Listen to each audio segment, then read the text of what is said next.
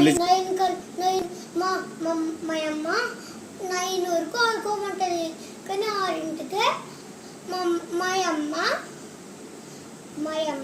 ఇంట్లో ఎలా చెయ్యాలో చూపిస్తున్నాను చూడండి. ఫస్ట్ ఈ స్టెప్ వేసుకోవాలి. ఈ స్టెప్ వేసుకున్న తర్వాత పుష్ స్టాప్ చేయాలి. ఇంకో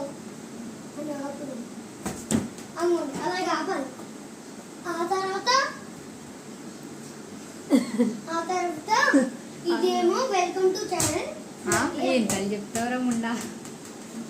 స్టెప్ లేకపోతే చూడండి, స్టెప్స్ అంటే ఉంటాయి.